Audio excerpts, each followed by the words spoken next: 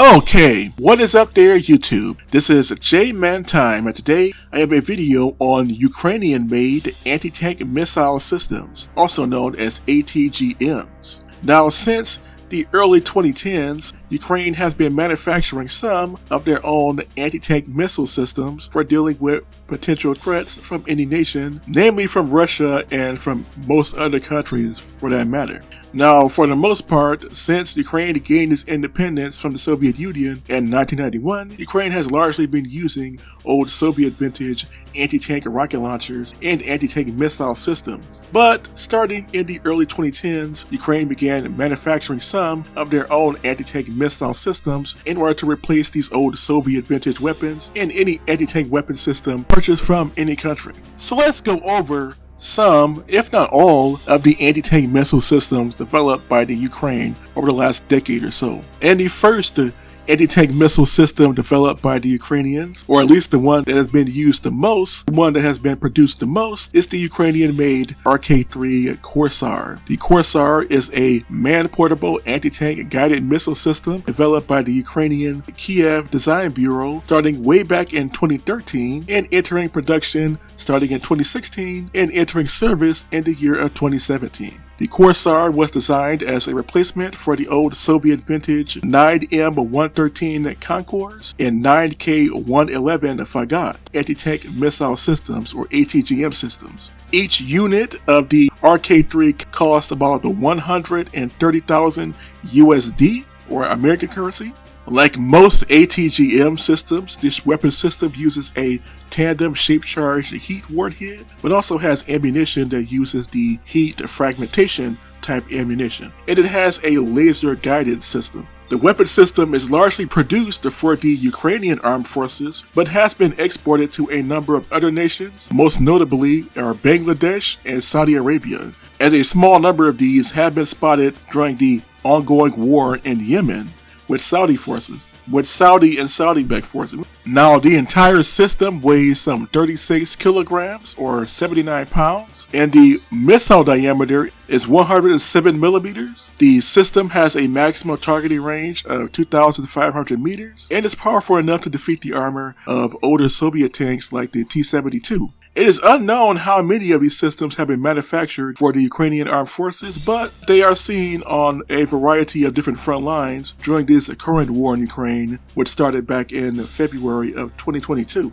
The next Ukrainian-made ATGM system is the Stugna-P, also known as the Skif, and this is another Ukrainian-made anti-tank guided missile system, this time from the year of 2011. In fact, this was the first mass-produced Ukrainian missile system to enter service starting in 2011. The weapon system was designed in the late 2000s and entered production in the early 2010s, entering service again in 2011. Now, just like the Corsar, this is another laser-guided system. Now, the weapon system overall weighs some 96 kilograms or 213 pounds, and there are some variants that weigh 104 kilograms or 229 pounds. The anti-tank warhead has a diameter of between 130 to 155 millimeters, and the weapon system has an armor penetration of between 130 and 550 millimeters. Some of the newer variants have an armor penetration of between 800 millimeters and 1,100 millimeters of armor, meaning it could defeat many of the older Soviet-made tanks, while also being able to defeat some of the newer-made, Russian-made, and even some American tanks like the Russian-made T-90 and the American-made M1 Abrams tank, at least the early version of the Abrams tank. Again, this weapon system came into service in the year 2011 and has been used both in the 2014 war in the Donbass, or eastern Ukraine, and the current Russian invasion of Ukraine starting in February of 2022. The weapon system has a maximum targeting range of 5.5 kilometers in the daytime or 3 kilometers at night. It is a tripod-mounted anti-tank weapon system, and it's one of the most common Ukrainian-made anti-tank weapon systems currently used in the current war in the Ukraine. Ukraine has also manufactured anti-tank missile systems that are designed to be fired from existing main battle tanks like the T-72, the T-80, and the Ukrainian-made upgrades to those existing tank chassis, and also the older T-64 tanks that are also still in service. One of the systems that has been manufactured for Ukrainian tanks is the Kombat system, also known as the Kombat PTKR, which is a Ukrainian anti-tank guided missile system that is designed to be fired from the 125mm smooth barrel gun of either a T-64, a T-72, or a T-80, or the Ukrainian-made T-84. This weapon system has a maximum targeting range of 5,000 meters. It is both a laser-guided weapon system like all the other ATGMs on this list. It first went into production in the year 2006, and it is one of the standard-issued Ukrainian-made anti-tank guided missile system type ammunition designed to be used by most of the main battle tanks currently serving in the Ukrainian armed forces. Now, this weapon system is very similar to many of the old Soviet and Russian era ATGM based tank munitions used by the Russian armed forces also. And this system, the Kombat PTKR, is manufactured again by the Kiev Design Bureau, also known as the LUCH, or LUCCH. It is also produced by the Kiev Autumn State Joint Stock Company also.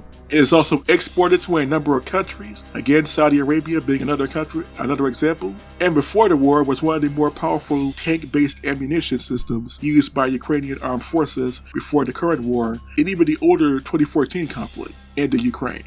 The next vehicle-based anti-tank weapon system, or anti-tank missile system, is the Ukrainian-made Barrier system. The Barrier system is a laser-guided anti-tank missile system that was developed for the existing BTR-3, BTR-4, and BMP series of armored personnel carriers and infantry fighting vehicles that are also serving in the Ukrainian armed forces before the war and during the current war in the Ukraine. Again, this is a laser-guided anti-tank missile system. It is very similar to the Malyutaka, which is a Soviet-era anti-tank missile system used on BMPs and other Soviet-era APCs. The weapon's caliber is 130mm, meaning the rocket or anti-tank system is 130mm in diameter. The length is 1,360mm. The weapon has a maximum range of 5,000 meters, meaning it can hit targets more than a mile's distance. And it has a maximum armor penetration of at least 800mm, meaning it can defeat the armor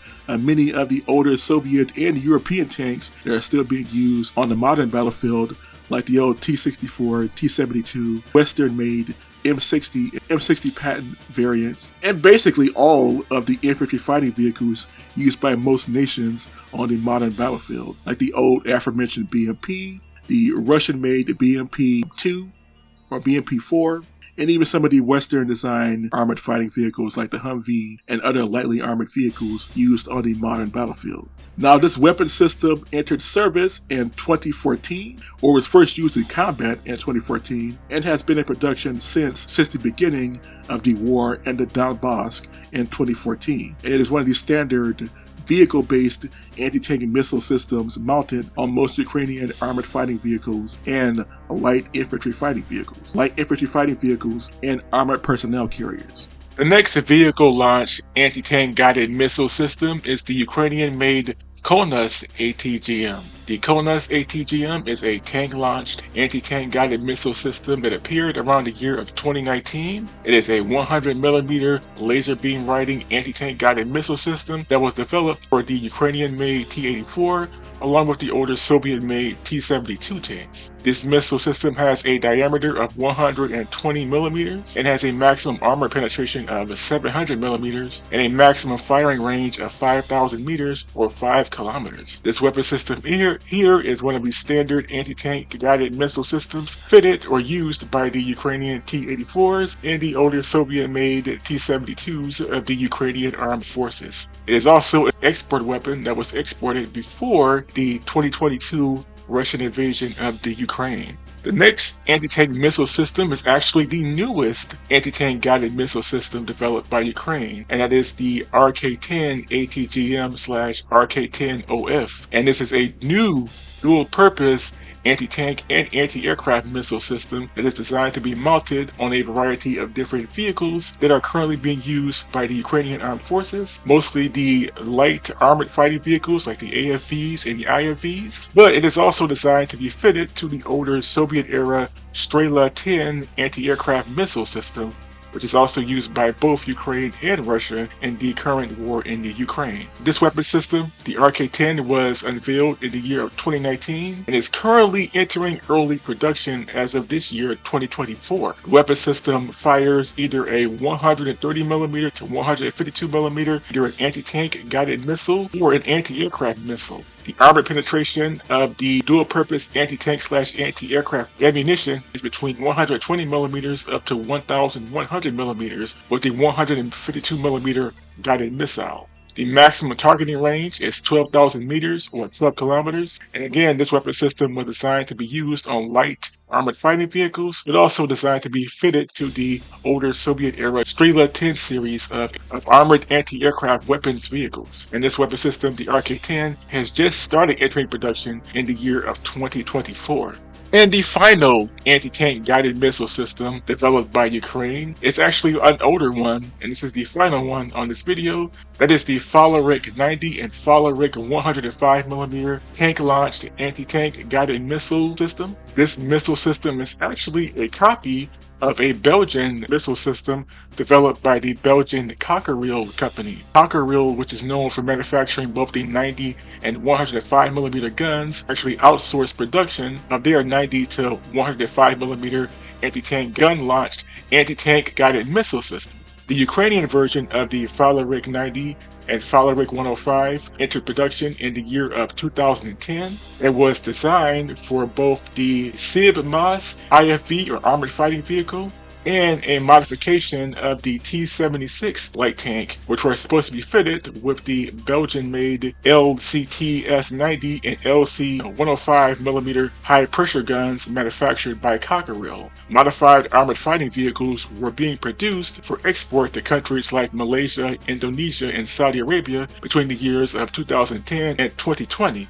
Now, it seems that this project has been largely cancelled, although the Falarick 90 and Falarick 105 are still manufactured by Ukraine. The weapon system has a maximum armor penetration of at least 550mm and has a maximum targeting range of 5,000 meters or 5 kilometers. There are several rumors that I've heard on the internet that the Falarick 105mm variant is being modified to be used in Ukrainian Leopard 1 A5 tanks, as Ukraine has received some Leopard 1 A5 tanks from Germany, which also have 105mm guns, some of which are manufactured by the Cockerill company. And there are also rumors that Ukraine might receive some vehicles like the Canadian-made LA 300 or the American-made M11117 fitted with the 90 or 105mm gun. And if Ukraine is able to receive those vehicles, then this Falarick 90 / Falarick 105 system would be compatible with those armored fighting vehicles, as they use the original 90 and 105mm guns manufactured by the Belgian company Cockerill.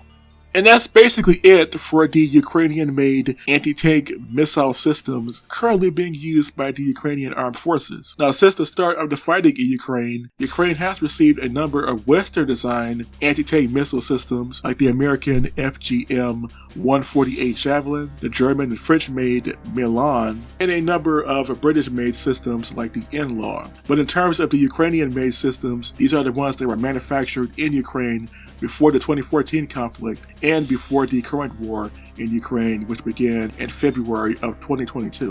Now, if I had to choose my favorite, it would obviously be the Stugna-P, as that is the smallest looking or most advanced looking of the systems currently being used by the Ukrainian armed forces. But which of these were your favorite? Please tell me in the comment section below, and until next time, this was J-Man Time signing off.